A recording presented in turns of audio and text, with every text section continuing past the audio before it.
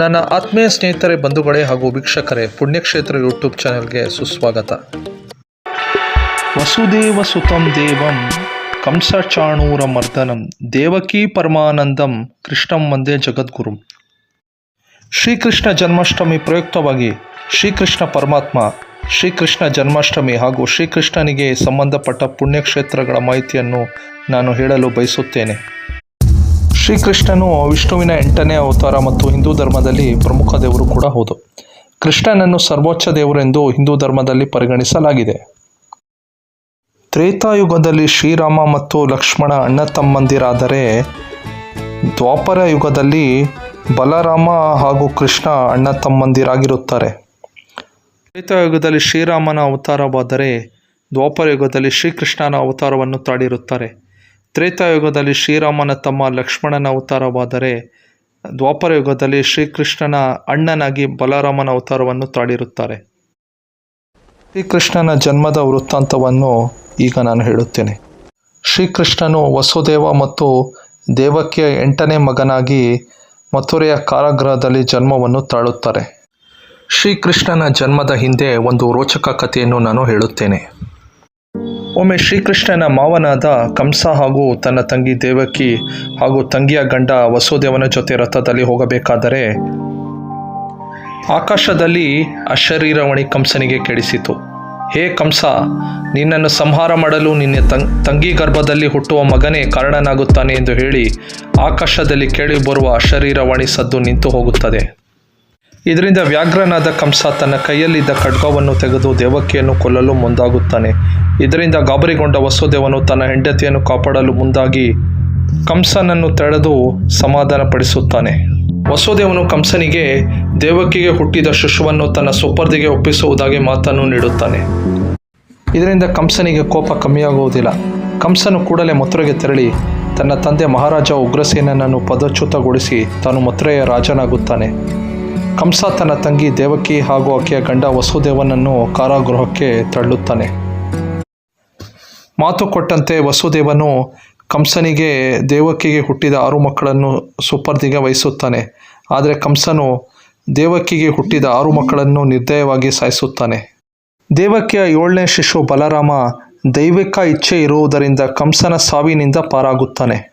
ದೇವಕಿಯ 7ನೇ ಶಿಶು ತನ್ನ ಗರ್ಭದಲ್ಲಿ ಇರಬೇಕಾದರೆ, ಶಿಶು ದೇವಕಿ ಗರ್ಭದಿಂದ ರೋಹಿಣಿ ವಸುದೇವನ ಮೊದಲನೇ ಹೆಂಡತಿಯ ಗರ್ಭಕ್ಕೆ ವರ್ಗಾಯಿಸಲಾಗಿತ್ತು. ಮೊದಲು ಬಲರಾಮನ ಜನ್ಮವಾಗುತ್ತದೆ. ನಂತರ ಅಷ್ಟಮಿಯ ದಿನದಂದು ಶ್ರೀಕೃಷ್ಣನ ಜನ್ಮವಾಗುತ್ತದೆ. ಶ್ರೀಕೃಷ್ಣನ ಜನ್ಮವಾದಾಗ ಪವಾಡ ಸದೃಶವಾಗಿ ಕಾರಾಗೃಹದ ಎಲ್ಲ ಕಾವಲು ಕಾಯುವ ಸೈನಿಕರು ಗಾಢ ನಿದ್ರೆಗೆ ಜಾರಿರುತ್ತಾರೆ. ಎಲ್ಲ ಕಾರಾಗೃಹದ ಬಾಗಿಲುಗಳು ಸ್ವಯಂವಾಗಿ ತೆಗೆದುಕೊಳ್ಳಲು ಆರಂಭಿಸಿತು. ಇದೇ ಸಂದರ್ಭವನ್ನು ಬಳಸಿಕೊಂಡ ವಸುದೇವನು ಶ್ರೀಕೃಷ್ಣನನ್ನು ಹೊತ್ತುಕೊಂಡು ಪ್ರವಾಹ ಹಾಗೂ ಮಳೆಯನ್ನು ಲೆಕ್ಕಿಸದೆ ರಭಸವಾಗಿ ಹರಿಯುತ್ತಿದ್ದ ಯಮುನೆಯನ್ನು ದಾಟಿ ಮಥುರೆಯ ಹತ್ತಿರ ಗೋಕುಲವನ್ನು ಪ್ರವೇಶಿಸುತ್ತಾನೆ. ತನ್ನ ಸ್ನೇಹಿತ ನಂದನನ್ನು ಭೇಟಿಯಾಗಿ, ಆಗ ನಂದನಿಗೆ ತನ್ನ ಹೆಂಡತಿ ಯಶೋದೆಗೆ ಹೆಣ್ಣು ಶಿಶು ಜನ್ಮವಾಗಿರುತ್ತದೆ. ವಸುದೇವನು ಮಗುವನ್ನು ಬದಲಾಯಿಸಿ ತನ್ನ ಮಗುವನ್ನು ಅವರ ಮಡಿಲಿಗೆ ಇಟ್ಟು ನಂದನಿಗೆ ಹುಟ್ಟಿದ ಹೆಣ್ಣು ಮಗುವನ್ನು ತೆಗೆದುಕೊಂಡು ಮಥುರೆಗೆ ಹೋಗುತ್ತಾನೆ. ಮಥುರೆಯ ಕಾರಾಗೃಹಕ್ಕೆ ತಲುಪಿದ ನಂತರ ಕಂಸನಿಗೆ ವಸುದೇವ ಹಾಗೂ ದೇವಕಿಗೆ ಹೆಣ್ಣು ಮಗು ಜನ್ಮವಾಗಿರುವುದು ತಿಳಿಯುತ್ತದೆ.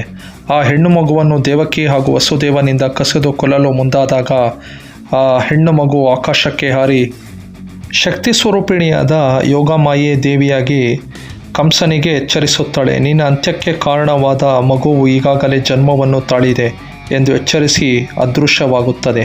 ಕಂಸ ಕೃಷ್ಣನನ್ನು ಹತ್ಯೆ ಮಾಡಲು ಅನೇಕ ಅಸುರರನ್ನು ಕಳಿಸಿಕೊಡುತ್ತಾನೆ. ಅದರಲ್ಲಿ ಪ್ರಮುಖರು ಯಾರೆಂದರೆ ಪೂತನ, ತೃಣವರ್ತ, ಅಘಾಸುರ ಮೊದಲಾದವರು. ಆದರೆ ಕೃಷ್ಣನ ಕೈಯಲ್ಲಿ ಅಸುರರೆಲ್ಲರೂ ಹತರಾಗುತ್ತಾರೆ.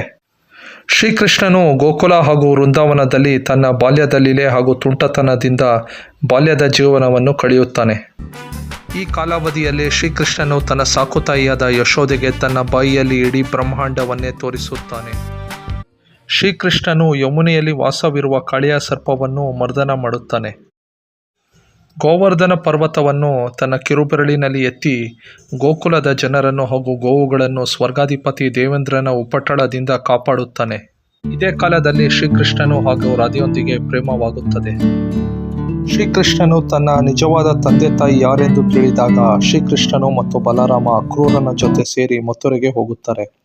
ಕೃಷ್ಣ ಕಂಸನನ್ನು ಸಂಹಾರ ಮಾಡಿ ತನ್ನ ತಂದೆ ವಸುದೇವ ಹಾಗೂ ತಾಯಿ ದೇವಕಿಯನ್ನು ಕಾರಾಗೃಹದಿಂದ ಬಿಡುಗಡೆ ಮಾಡೋದಲ್ಲದೆ ತನ್ನ ತಾತನಾದ ಉಗ್ರಸೇನನನ್ನು ಕಾರಾಗೃಹದಿಂದ ಬಿಡುಗಡೆ ಮಾಡಿ ತನ್ನ ತಾತ ಉಗ್ರಸೇನನನ್ನು ಮತ್ತೆ ಮಥುರೆಯ ರಾಜನಾಗಿ ಮಾಡುತ್ತಾನೆ. ಮಹಾಭಾರತದಲ್ಲಿ ಶ್ರೀಕೃಷ್ಣನ ಪಾತ್ರ. ಶ್ರೀಕೃಷ್ಣನು ಮಹಾಭಾರತದಲ್ಲಿ ಅರ್ಜುನನ ಸಾರಥಿಯಾಗಿ ಹಲವಾರು ಬಾರಿ ಪಾಂಡವರ ಜೀವವನ್ನು ಕೌರವರ ಕುತಂತ್ರದಿಂದ ಕಾಪಾಡಿದ್ದು, ಮಹಾಭಾರತ ಯುದ್ಧದಲ್ಲಿ ಶಸ್ತ್ರವನ್ನು ಹಿಡಿಯದೆ ಪಾಂಡವರಿಗೆ ಕೌರವರ ವಿರುದ್ಧ ಗೆಲುವನ್ನು ತಂದು ಕೊಡೋದಲ್ಲದೆ ಪಾಂಡವರ ಅಗ್ರಗಣ್ಯನಾದ ಧರ್ಮರಾಯನನ್ನು ಹಸ್ತಿನಾಪುರದ ರಾಜನನ್ನಾಗಿ ಮಾಡುತ್ತಾನೆ. ಶ್ರೀಕೃಷ್ಣನನ್ನು ರಾಜ ಪ್ರತಿಷ್ಠಾಪಕ ಅಥವಾ ಕಿಂಗ್ ಮೇಕರ್ ಎಂದು ಕರೆಯುತ್ತಾರೆ. ಮಹಾಭಾರತದ ಪೂರ್ವದಲ್ಲಿ ದ್ರೌಪದಿಯ ವಸ್ತ್ರಾಪಹರಣವನ್ನು ಕೌರವರಿಂದ ಕಾಪಾಡಿದ್ದು ಶ್ರೀಕೃಷ್ಣನೇ. ಶ್ರೀಕೃಷ್ಣನು ಮಹಾಭಾರತ ಯುದ್ಧ ಪ್ರಾರಂಭವಾಗುವ ಮೊದಲು ಅರ್ಜುನನು ತಾನು ತನ್ನ ಸಂಬಂಧಿಗಳ ವಿರುದ್ಧ ಯುದ್ಧ ಮಾಡಲು ನಿರಾಕರಿಸಿ ಶಸ್ತ್ರತ್ಯಾಗ ಮಾಡಿದಾಗ ಶ್ರೀಕೃಷ್ಣನು ಅರ್ಜುನನಿಗೆ ಗೀತೋಪದೇಶವನ್ನು ಮಾಡಿ ಅರ್ಜುನನನ್ನು ಮನವೊಲಿಸಿ ಯುದ್ಧದಲ್ಲಿ ಭಾಗವಹಿಸುವಂತೆ ಮಾಡಿದನು. ಶ್ರೀಕೃಷ್ಣ ಜನ್ಮಾಷ್ಟಮಿ. ಶ್ರೀಕೃಷ್ಣ ಜನ್ಮಾಷ್ಟಮಿ ಅಥವಾ ಶ್ರೀಕೃಷ್ಣ ಜಯಂತಿ ಭಗವಂತ ಶ್ರೀಕೃಷ್ಣ ಜನ್ಮವಾದ ದಿನದಂದು ಆಚರಿಸಲಾಗುತ್ತದೆ. ಕೃಷ್ಣ ಜನ್ಮಾಷ್ಟಮಿಯ ಹಬ್ಬ ಶ್ರಾವಣ ಮಾಸದ ಕೃಷ್ಣ ಪಕ್ಷದಂದು ಬರುತ್ತದೆ. ಶ್ರೀಕೃಷ್ಣ ಜನ್ಮಾಷ್ಟಮಿಯನ್ನು ಗೋಕುಲಾಷ್ಟಮಿ ಎಂದು ಕರೆಯುತ್ತಾರೆ. ಜನ್ಮಾಷ್ಟಮಿಯ ದಿನದಂದು ಉಪವಾಸ, ಭಜನೆ, ಕೃಷ್ಣ ದೇವರನ್ನು ಬೇಡಿಕೊಳ್ಳುವುದರ ಜೊತೆಗೆ ವಿಶಿಷ್ಟ ಖಾದ್ಯಗಳನ್ನು ತಯಾರಿಸಿ ಕೃಷ್ಣ ಹಾಗೂ ಶ್ರೀ ಮಹಾವಿಷ್ಣುವಿನ ದೇವಾಲಯಗಳನ್ನು ಭಕ್ತಾದಿಗಳು ಭೇಟಿ ನೀಡುತ್ತಾರೆ. ಈಗಲೂ ಸಹ ಮಥುರೆ ಹಾಗೂ ವೃಂದಾವನದಲ್ಲಿ ಶ್ರೀಕೃಷ್ಣನನ್ನು ಭಕ್ತಿಯಿಂದ ನೆನೆದು ಈ ದಿನದಂದು ಭೇಟಿ ನೀಡುತ್ತಾರೆ.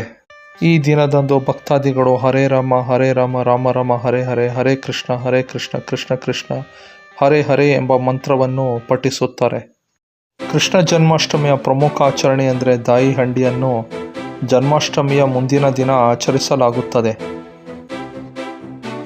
ಈಗ ಬರುವ 26ನೇ ತಾರೀಕು ಆಗಸ್ಟ್ 2024ರಂದು ಶ್ರೀಕೃಷ್ಣ ಜನ್ಮಾಷ್ಟಮಿಯನ್ನು ಜನರು ಆಚರಿಸುತ್ತಾರೆ. ಶ್ರೀಕೃಷ್ಣನಿಗೆ ಸಂಬಂಧಪಟ್ಟ ಪುಣ್ಯಕ್ಷೇತ್ರಗಳ ವಿವರಗಳು. ಶ್ರೀಕೃಷ್ಣನು ವಿಷ್ಣುವಿನ 8ನೇ ಅವತಾರವಾಗಿದ್ದು ಹಿಂದೂ ಧರ್ಮದಲ್ಲಿ ಪ್ರಮುಖ ದೇವರು ಕೂಡ ಹೌದು. ಭಗವಂತ ಶ್ರೀಕೃಷ್ಣನಿಗೆ ಸಂಬಂಧಪಟ್ಟ ಪುಣ್ಯಕ್ಷೇತ್ರಗಳು ಭಾರತದಲ್ಲಿವೆ. ಆ ಪುಣ್ಯಕ್ಷೇತ್ರಗಳ ಪಟ್ಟಿಯನ್ನು ನಾನು ಇಲ್ಲಿ ವಿವರಿಸುತ್ತೇನೆ. ಮೊದಲ ಪುಣ್ಯಕ್ಷೇತ್ರ ದ್ವಾರಕಾ, ಗುಜರಾತ್. ದ್ವಾರಕೆಯು ಅರಬ್ಬಿ ಸಮುದ್ರದ ತಟದಲ್ಲಿ ಸ್ಥಿತವಿದ್ದು ಗೋಮತಿ ನದಿಯ ದಂಡೆಯ ಮೇಲೆ ಸ್ಥಿತವೂ ಕೂಡ ಆಗಿದ್ದು, ಗೋಮತಿ ನದಿಯು ದ್ವಾರಕಾ ನಗರವನ್ನು ದಾಟಿ ಅರಬ್ಬಿ ಸಮುದ್ರದಲ್ಲಿ ಒಂದಾಗುತ್ತದೆ. ದ್ವಾರಕಾದಲ್ಲಿ ದ್ವಾರಕಾಧೀಶ ಮಂದಿರವಿದ್ದು ಶ್ರೀಕೃಷ್ಣನ ಮಂದಿರವಾಗಿರುತ್ತದೆ. ದ್ವಾರಕಾ ನಗರವು ಚಾರ್ಧಾಮ್ ಕ್ಷೇತ್ರಗಳಲ್ಲಿ ಒಂದಾಗಿದ್ದು ಈ ಚಾರ್ಧಾಮ್ ಅನ್ನು ಆದಿಶಂಕರರು ಸ್ಥಾಪನೆ ಮಾಡಿದ್ದು ಭಾರತದ 4 ದಿಕ್ಕುಗಳಲ್ಲಿ ಸ್ಥಾಪನೆ ಮಾಡಿರುತ್ತಾರೆ. ದ್ವಾರಕೆಯನ್ನು ಶ್ರೀಕೃಷ್ಣನು ಸಮುದ್ರ ರಾಜ ಹಾಗೂ ದೇವಶಿಲ್ಪಿ ವಿಶ್ವಕರ್ಮನ ಸಹಾಯದಿಂದ ಕಟ್ಟಲ್ಪಟ್ಟಿದ್ದು, ಮೂಲ ದ್ವಾರಕಾ ನಗರವು ದ್ವಾಪರ ಯುಗ ಅಂತ್ಯವಾದ ಮೇಲೆ ಸಮುದ್ರದಲ್ಲಿ ಮುಳುಗಿ ಹೋಗಿರುತ್ತದೆ. ಈಗ ಪ್ರಸ್ತುತ ನಾವು ನೋಡೋ ದ್ವಾರಕಾ ನಗರವು ನವನಗರವಾಗಿರುತ್ತದೆ. 2ನೇ ಪುಣ್ಯಕ್ಷೇತ್ರ ವೃಂದಾವನ, ಉತ್ತರ ಪ್ರದೇಶ ರಾಜ್ಯ. ವೃಂದಾವನದಲ್ಲಿ ಶ್ರೀಕೃಷ್ಣನು ತನ್ನ ಬಾಲ್ಯವನ್ನು ಕಳೆದಿದ್ದು, ಇದು ಉತ್ತರ ಪ್ರದೇಶದ ಬ್ರಜ್ ಭೂಮಿಯಲ್ಲಿ ಸ್ಥಿತಗೊಂಡಿದ್ದು, ಇಲ್ಲಿ ಶ್ರೀಕೃಷ್ಣನ ಸಮೇತ ತನ್ನ ಪ್ರೇಯಸಿಯಾದ ರಾಧೆಯನ್ನು ಪೂಜೆಯನ್ನು ಜನರು ಮಾಡುತ್ತಾರೆ. ಶ್ರೀಕೃಷ್ಣ ಹಾಗೂ ರಾಧೆಗೆ ಸಂಬಂಧಪಟ್ಟ ದೇವಾಲಯಗಳು ಈ ಪುಣ್ಯಕ್ಷೇತ್ರದಲ್ಲಿ 5,000ಕ್ಕಿಂತಲೂ ಹೆಚ್ಚು. ವೃಂದಾವನವು ಯಮುನೆಯ ದಡದ ಮೇಲೆ ಸ್ಥಿತಗೊಂಡಿದ್ದು ಮಥುರೆಯಿಂದ 15 ಕಿಲೋಮೀಟರ್ ದೂರ ಹಾಗೂ ನಮ್ಮ ದೇಶದ ರಾಜಧಾನಿಯಾದ ನವದೆಹಲಿಯಿಂದ 125 ಕಿಲೋಮೀಟರ್ ದೂರದಲ್ಲಿದೆ. ವೃಂದಾವನದಲ್ಲಿ ಪ್ರಮುಖ ದೇವಾಲಯಗಳು ಯಾವೆಂದರೆ ಶ್ರೀ ರಾಧಾ ಮದನ ಮೋಹನ ದೇವಾಲಯ, ಬಂಕೆ ಬಿಹಾರ ದೇವಾಲಯ, ರಾಧಾ ವಲ್ಲಭ ಮಂದಿರ ಮತ್ತು ಕೃಷ್ಣ ಬಲರಾಮ ಮಂದಿರ, ಇಸ್ಕಾನ್. 3ನೇ ಪುಣ್ಯಕ್ಷೇತ್ರ ಮಥುರಾ. ಮಥುರಾ ನಗರವು ಯಮುನಾ ನದಿ ದಂಡೆಯ ಮೇಲೆ ಸ್ಥಿತಗೊಂಡಿದ್ದು ಸಪ್ತಪುರಿ ಕ್ಷೇತ್ರಗಳಲ್ಲಿ ಮಥುರಾ ಪಟ್ಟಣ ಕೂಡ ಒಂದಾಗಿದೆ. ಮಥುರೆಯಲ್ಲಿ ಕೃಷ್ಣನಿಗೆ ಸಂಬಂಧಪಟ್ಟ ದೇವಾಲಯಗಳು ಯಾವೆಂದರೆ ಶ್ರೀ ಕೃಷ್ಣ ಜನ್ಮಸ್ಥಾನ ದೇವಾಲಯ, ಶ್ರೀ ದ್ವಾರಕಾಧೀಶ ಮಂದಿರ ಮಥುರಾ, ಗೀತಾ ಮಂದಿರ ಮಥುರಾ ಹಾಗೂ ಕೊನೆಯದಾಗಿ ಇಸ್ಕಾನ್ ದೇವಾಲಯ ಮಥುರಾ. ಮಥುರಾ ಪಟ್ಟಣವು ಕೃಷ್ಣ ಜನ್ಮಭೂಮಿಯ ಪ್ರಮುಖ ಕೇಂದ್ರವಾಗಿದ್ದು ಕೃಷ್ಣ ಜನ್ಮಾಷ್ಟಮಿಯನ್ನು ಇಲ್ಲಿ ಅದ್ದೂರಿಯಾಗಿ ಆಚರಿಸಲಾಗುತ್ತದೆ. 4ನೇ ಪುಣ್ಯಕ್ಷೇತ್ರ ಪುರಿ, ಒಡಿಶಾ. ಪುರಿ ಪಟ್ಟಣವು ಬಂಗಾಳ ಕೊಲ್ಲಿಯ ತಟದಲ್ಲಿದ್ದು ವಿಶ್ವಪ್ರಸಿದ್ಧ ಜಗನ್ನಾಥ ದೇವಾಲಯವಿರುವುದು ಇದೇ ಸ್ಥಳದಲ್ಲಿ. ಜಗನ್ನಾಥ ದೇವಾಲಯವನ್ನು ಪುರಿ ಜಗನ್ನಾಥ ಎಂದು ಕರೆಯುತ್ತಾರೆ. 4 ಧಾಮ್ಗಳಲ್ಲಿ ಪುರಿ ಪಟ್ಟಣವು ಕೂಡ ಒಂದಾಗಿದ್ದು, ಹಿಂದೂಗಳ ಪಾಲಿಗೆ 4 ಧಾಮ್ ಕ್ಷೇತ್ರಗಳು ಪುಣ್ಯಕ್ಷೇತ್ರಗಳಾಗಿದ್ದು, ಪುರಿ ಪಟ್ಟಣವನ್ನು ಶ್ರೀ ಕ್ಷೇತ್ರ ಎಂದು ಕರೆಯುತ್ತಾರೆ. ಪುರಿ ಜಗನ್ನಾಥ ಅಣ್ಣ ಬಲಭದ್ರ ಹಾಗೂ ತಂಗಿ ಸುಭದ್ರೆಯ ರಥಯಾತ್ರೆಯನ್ನು ಪುರಿಯಲ್ಲಿ ಪ್ರತಿ ವರ್ಷ ಆಷಾಢ ತಿಂಗಳಿನಲ್ಲಿ ಆರಂಭವಾಗುತ್ತದೆ. 5ನೇ ಪುಣ್ಯಕ್ಷೇತ್ರ ಗುರುವಾಯೂರ್, ಕೇರಳ. ಗುರುವಾಯೂರ್ ದೇವಾಲಯವು ಶ್ರೀ ವಿಷ್ಣುವು ಕೃಷ್ಣನ ರೂಪದಲ್ಲಿ ಇಲ್ಲಿನ ಜನರಿಂದ ಪೂಜಿಸಲ್ಪಟ್ಟಿದ್ದಾನೆ. ಗುರುವಾಯೂರ್ ದೇವಾಲಯವು ಗುರುವಾಯೂರಿನಲ್ಲಿದ್ದು ಕೇರಳದ ತಿರ್ಶೂರ್ ಜಿಲ್ಲೆಯಲ್ಲಿ ಸ್ಥಿತವಾಗಿದೆ. ಗುರುವಾಯೂರ್ ಶ್ರೀಕೃಷ್ಣನು ಕೈಗಳಲ್ಲಿ ಪಾಂಚಜನ್ಯ ಶಂಖ, ಸುದರ್ಶನ ಚಕ್ರ, ಕೌಮೋದಕಿ ಗದೆ ಹಾಗೂ ಕಮಲವನ್ನು ಹೊಂದಿದ್ದು ತುಳಸಿ ಹಾರವನ್ನು ಧರಿಸಿರುತ್ತಾರೆ.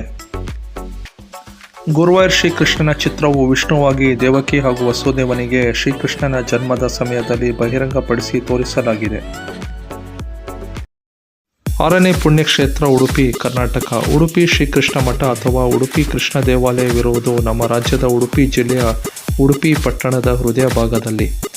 ಉಡುಪಿ ಶ್ರೀಕೃಷ್ಣ ಮಠವನ್ನು ವೈಷ್ಣವ ಪಂಥದ ಪ್ರಮುಖ ಸಂತರಾದ ಮಧ್ವಾಚಾರ್ಯರು ದ್ವೈತ ಸಿದ್ಧಾಂತದ ಪ್ರತಿಷ್ಠಾಪಕರು ಕೂಡ ಹೌದು. ಉಡುಪಿ ಶ್ರೀಕೃಷ್ಣನ ವಿಗ್ರಹವು ಶ್ರೀ ಮಧ್ವಾಚಾರ್ಯರಿಗೆ ದೊಡ್ಡ ಚಂಡಿನ ಆಕಾರದ ಗೋಪಿಚಂದನದಲ್ಲಿ ದೊರಕಿತ್ತು. ಮಧ್ವರ ತಂತ್ರಸಾರ ಸಂಗ್ರಹದಲ್ಲಿ ಕೃಷ್ಣನ ವಿಗ್ರಹವು ಪೂರ್ವಾಭಿಮುಖವಾಗಿ ಪ್ರತಿಷ್ಠಾಪಿಸಲಾಗಿತ್ತು. ಆದರೆ ಕನಕದಾಸ ಎಂಬ ಸಂತರಿಂದ ಶ್ರೀಕೃಷ್ಣನ ಮೇಲೆ ತೋರಿದ ಅಪಾರ ಭಕ್ತಿಯಿಂದ ಶ್ರೀಕೃಷ್ಣನ ವಿಗ್ರಹವು ಪವಾಡ ಸದೃಶವಾಗಿ ಪಶ್ಚಿಮಾಭಿಮುಖಿಯಾಗಿ ತಿರುಗಿತು. ಭಕ್ತಾದಿಗಳು ಶ್ರೀಕೃಷ್ಣನ ಒಳಗಿನ ಕಿಂಡಿಯಿಂದ ದರ್ಶನವನ್ನು ಪಡೆಯುತ್ತಾರೆ. ಹೊರಗಿನ ಕಿಂಡಿಯನ್ನು ಕನಕನ ಕಿಂಡಿ ಎಂದು ಕರೆಯುತ್ತಾರೆ. ಕನಕನ ಕಿಂಡಿ ಕನಕದಾಸರ ಹೆಸರಿನಲ್ಲಿ ಪ್ರಖ್ಯಾತ ನಾಮವಾಗಿದೆ.